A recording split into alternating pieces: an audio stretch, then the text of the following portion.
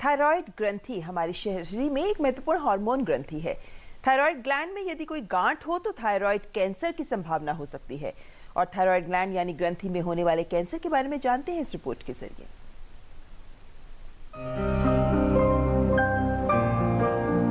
Thyroid ग्रंथि का cancer एक समस्या है जो किसी भी उम्र के व्यक्ति को प्रभावित कर सकती है।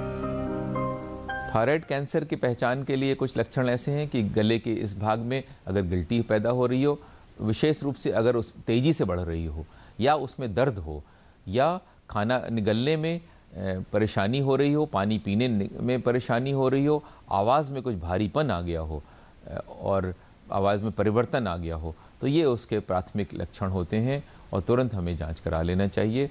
गले का अल्ट्रासाउंड और सुई द्वारा जांच FNAC। और यदि इसमें कैंसर सेल पाए जाएं तो एक थायराइड सर्जन से मिलें। यदि गांठ छोटी होती है, करीब 2 इंच से कम, तो हम करीब आधी थायराइड ग्लैंड ही निकालते हैं, जिसे हेमीथायराइडेक्टमी कहते हैं।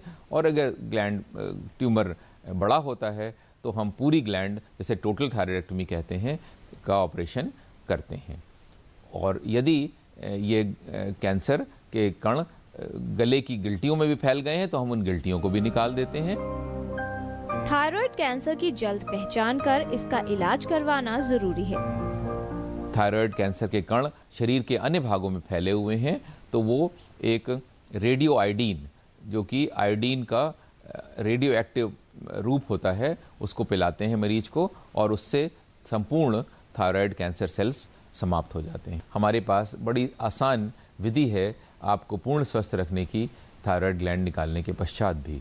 इसको थायरॉक्सिन हार्मोन कहते हैं, जो कि 1 से 1.5 गोली प्रतिदिन लेनी होती है सुबह प्रातःकाल, और इससे आप पूर्णतया स्वस्थ रह सकते हैं। सही समय पर इलाज से थायराइड कैंसर को ठीक किया जा सकता है।